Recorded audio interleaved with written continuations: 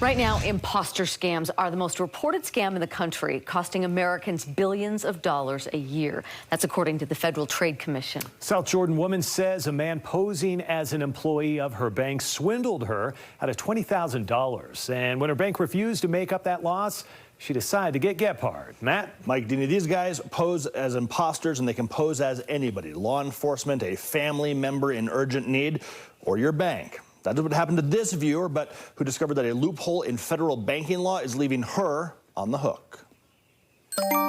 Catherine and Paul England's journey through the wizarding world of Harry Potter began as magic. Well, we were on our dream vacation. But even in Orlando, dreams can become nightmares. Catherine's nightmare unfolded when she took a call while inside Universal Studios Orlando. The caller said he was from the fraud department of Chase Bank, her bank. Somebody had just wired $20,000 out of her account, he said. It was not her. And I said, oh, we have to get this back. He said, that's what I'm going to do and help you. Help meant going into her Chase app on her phone and following his directions to the T. The guy kept telling me over and over again, this is the only way to get your money back. The guy on the phone had done his homework. Catherine says she never gave him any personal or banking information. And throughout 2 hours of button tapping, she received several passcodes, and as instructed, she read them back. Finally, the last step, wipe that Chase app off of her phone and wait for a call back. An hour went by, 2 hours went by, and I said, something is so not right. Catherine called Chase, which revealed the gut-punching news. She didn't recover that 20 grand. Instead, she had been duped by that scammer into really wiring that money away from her account to an entirely different bank. This money was actually earmarked for some pretty important things. What's worse, says Catherine, Chase is denying her claim to be reimbursed for her loss, saying they determined she either benefited from the transaction or that she authorized it. And it was done on wire, that he had me push the button. Because it was Catherine who actually pushed those buttons, she lost her protections under a loophole in federal banking law. The law protects you from certain types of fraud, say a hacker getting into an online bank account or maybe somebody stealing your debit card. But it does not protect you if you are tricked into sending money.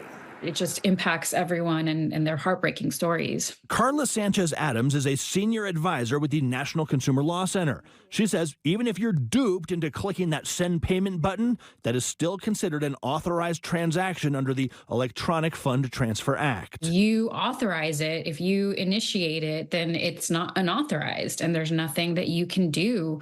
And wire transfers, they're not protected under that law, period.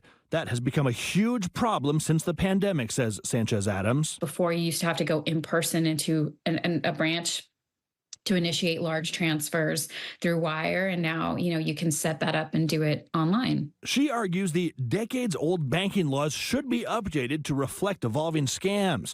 And she says her group is pushing for protections for folks tricked into sending money and for wire transfers. With the wires, because they're not on the hook for it, they may not have as strong protections or policies and procedures in place as they may have for other transactions. So what does Chase have to say about what happened to Catherine? Well, in a statement to the KSL investigators, they wrote, quote, "It's heartbreaking when criminals trick consumers into sending money or sharing their account information, passwords, or one-time passcodes. Banks will never ask for this type of information, but scammers will." In the end, Catherine is out $20,000, an extremely expensive lesson learned. If your bank's fraud department calls you, hang up and then call the number on the back of your debit card directly. That way you will know that you're getting the real bank instead of a really, really good fraudster who got me. If you find yourself hit with one of these scams, report it immediately to your bank and call the police. Sometimes, if you act quickly enough, you can stop the payment from leaving. Coming up tomorrow night on KSL 5 News at 10, I'm doing a story on just that. A charge had been made, but the money hadn't yet left the account. So why did the bank drag its feet and send the money away when they knew it was fraud? That's the story tomorrow, guys.